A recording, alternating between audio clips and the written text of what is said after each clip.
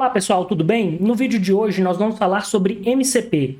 É o que está falando aí no mercado, que se fala no mercado sobre a próxima grande coisa sobre IA. O que temos no grande framework de IA, que é proposto aí como um novo padrão pela Anthropic, e a Anthropic, né, quer tentar propor aí no mercado de IA, nessa guerra que nós temos aí hoje no mercado de IA, o MCP, que a sigla significa Protocolo de Contexto do Modelo, como sendo aí um framework padrão para poder facilitar a comunicação entre LLMs e aplicações comerciais, dados aí, APIs comerciais e também dados internos que as empresas têm e querem disponibilizar em tempo real para os LLMs.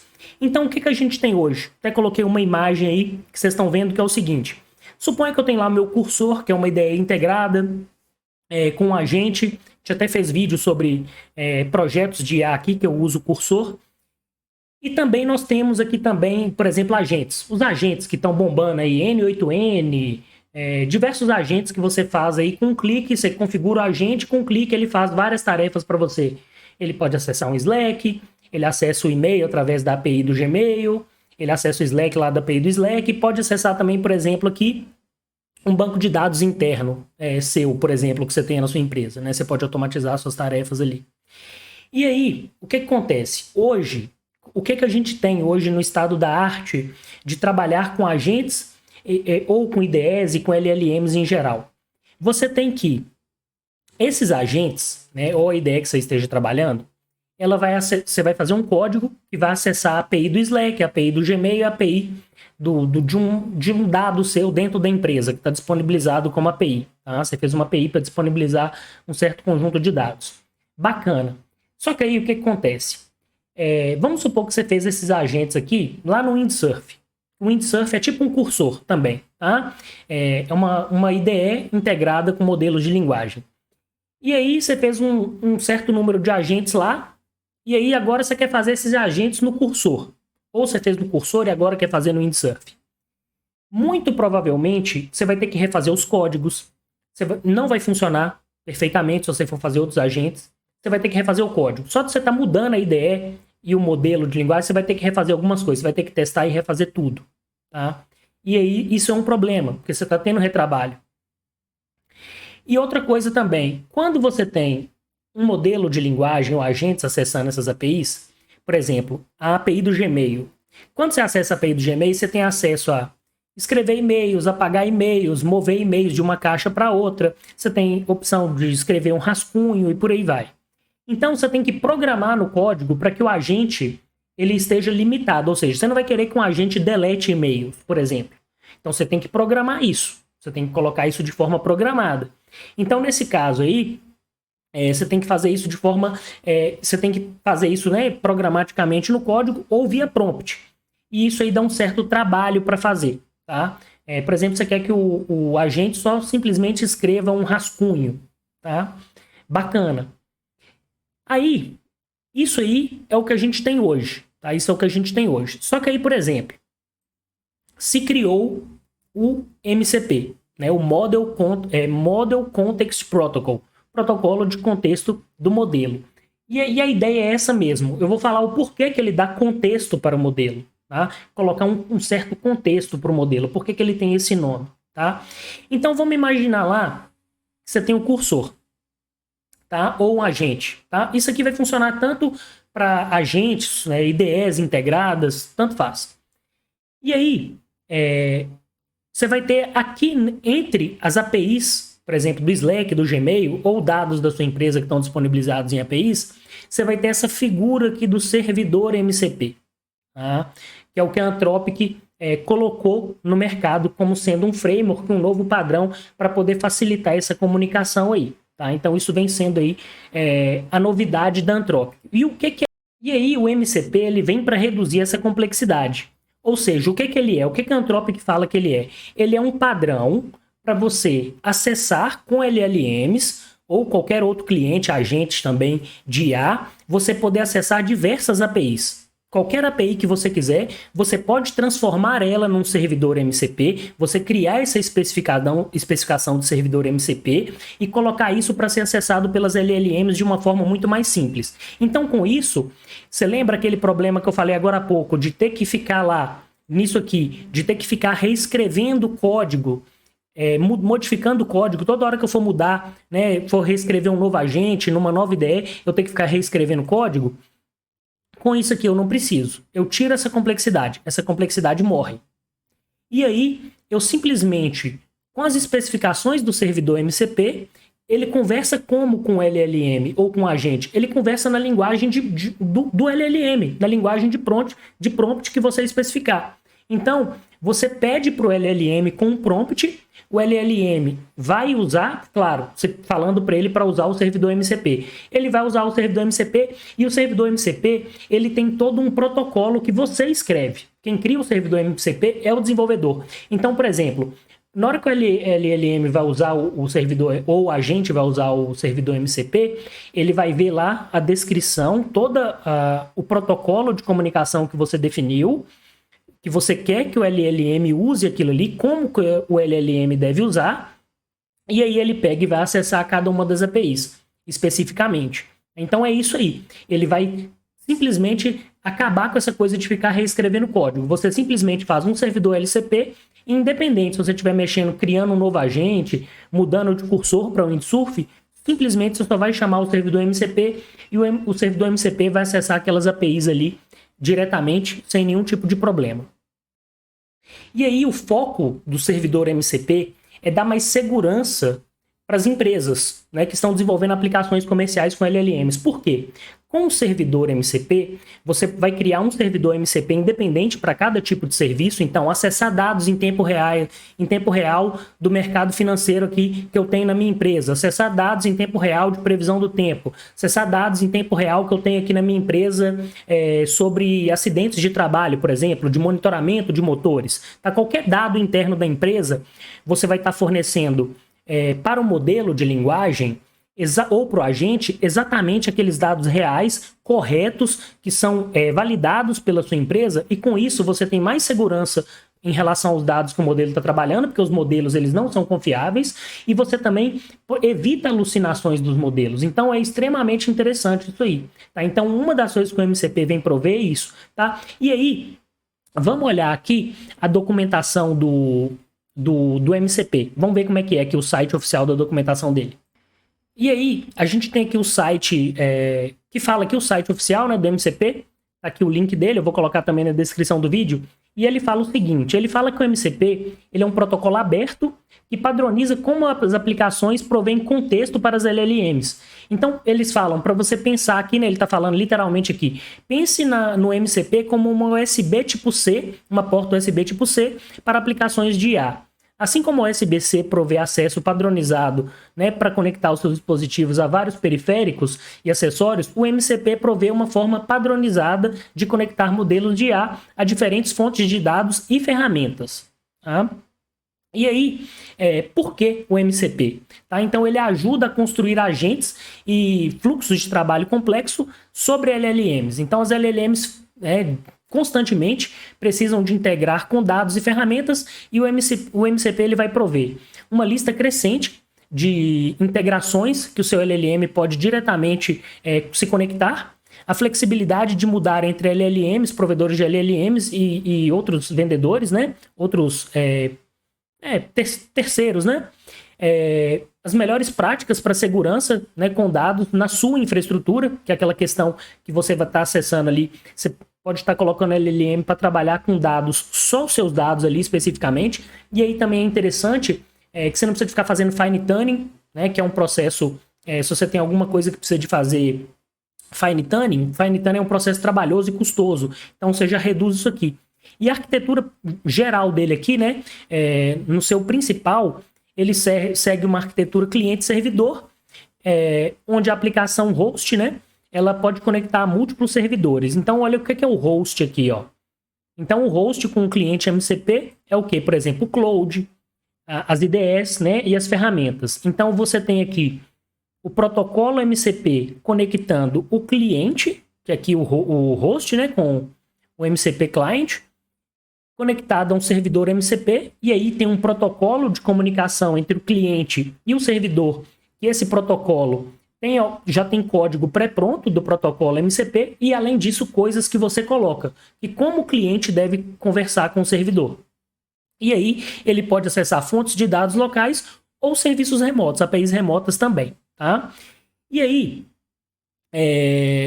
nós temos aqui as categorias, né? Então, ele fala aqui, ó, o que são os MCP hosts? São programas como o Cloud Desktop, as IDEs ou ferramentas de IA que você quer acessar através de dados, através do MCP. Os clientes. E aí é um protocolo, né, que mantém conexão 1 para 1 com os servidores. Tá? E aí, no caso, o cliente, na verdade, é o trechinho de código que está ali dentro que você está fazendo, que vai comunicar com o MCP Server. Tá? Os servers são os programas, são programas de computador também, que o server é o desenvolvedor que faz, tá? Que expõe capacidades específicas, né? Habilidades específicas padronizadas, né? Para o protocolo de modelo de contexto. Um exemplo específico para isso ficar mais claro é o seguinte: eu trabalho numa empresa, vamos supor que eu trabalho numa empresa e nós treinamos vários modelos de machine learning. Então eu fiz um modelo aqui treinado, um modelo que está usando, por exemplo, XGBoost, eu fiz um modelo que está usando LightGBM, eu fiz um modelo que está usando AdaBoost. Aí o que acontece? Eu tenho um modelo e quero treinar e testar ele com novos dados. O que eu tenho que ficar fazendo? Eu tenho que pegar os meus dados no CSV, passar lá no arquivo Python, mandar rodar e executar. O que eu posso fazer usando MCP nessa estratégia aqui? Eu posso criar um servidor MCP que dentro dele ele vai encapsular, ele vai acessar, né, todo o meu código, toda a minha infraestrutura de código do meu modelo de machine learning. E aí eu vou falar o que eu vou colocar no protocolo, né, do meu servidor MCP.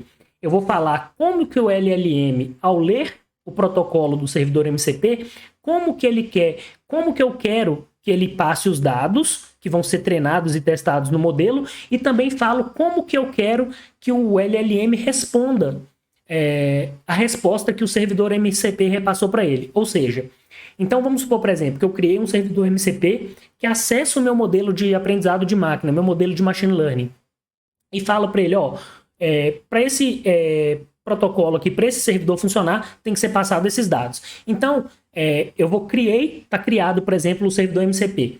Aí eu vou colocar lá disponível para o LLM acessar. Então vamos supor que eu estou acessando lá o LLM via Cloud, o Cloud, por exemplo, via cursor, e aí coloco lá o servidor MCP e coloco o meu dado, né, um CSV de dados. E falo assim, olha, tem esses novos dados aqui, eu quero treinar eles nesse modelo que está disponível nesse servidor MCP aqui.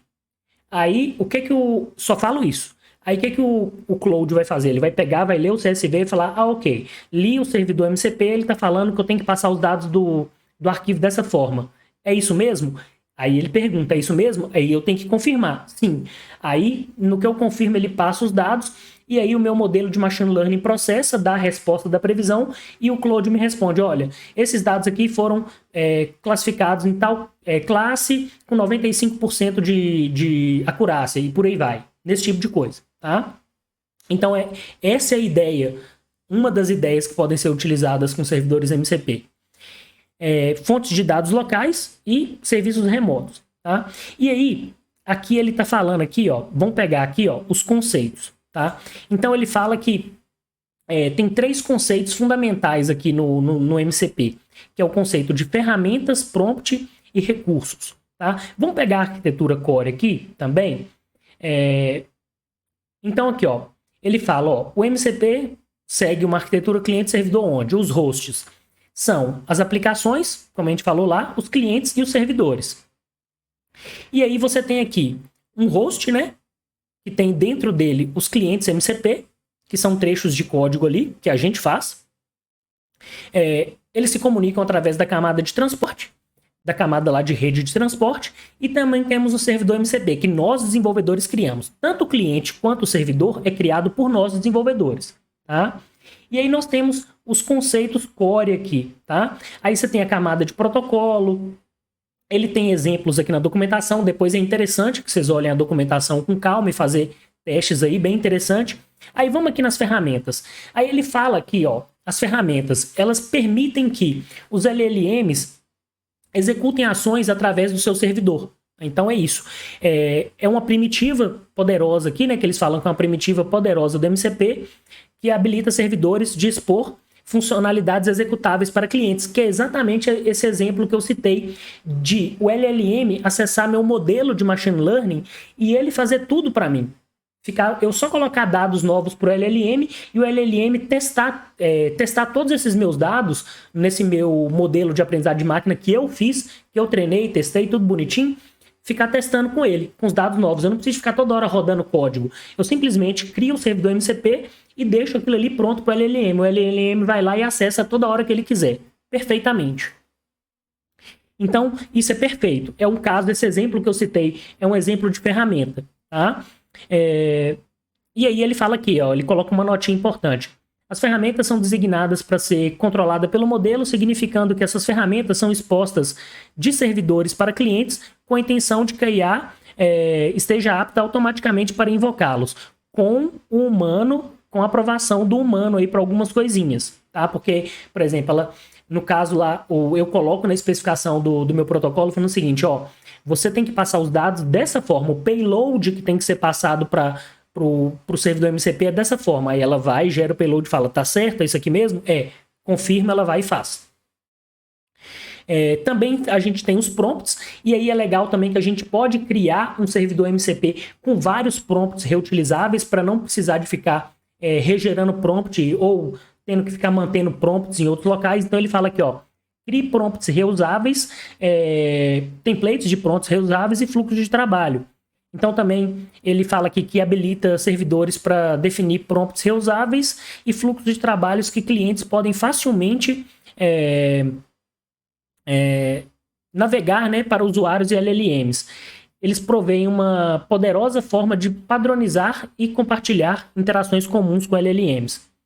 E aí os prompts são projetados para ser controlados pelo usuário, tá? E a gente tem outros recursos aqui, que é a questão de expor dados e conteúdo dos servidores para LLMs. E aí, tanto dados de APIs da web, quanto dados internos meus aqui, que eu estou disponibilizando, que eu posso criar uma API para disponibilizar dados internos meus para o servidor MCP e esse repassar para o LLM, tá? Então, eu acho que é interessante depois aqui, eu não vou ficar lendo tudo aqui, mas eu acho que é interessante dar uma olhada aqui em modelcontextprotocol.io e ficar ligado aí nas coisas que tem aqui nessa documentação aqui no site, tá? É bem interessante. Vamos voltar aqui para o cursor, que eu deixei as coisas aqui. E uma coisa interessante também que a gente pode fazer é o seguinte. Eu posso criar um servidor MCP com código customizado para fazer várias tarefas em várias APIs diferentes. Então, por exemplo, eu posso criar um servidor MCP que vai no Slack, lê informações, e aí, a partir disso, ele vai lá no Gmail e manda um e-mail, e aí pode pegar essas informações também do Slack ou alguma coisa que está no e-mail, salvar no meu banco de dados. Tá? Tudo isso pode ser feito.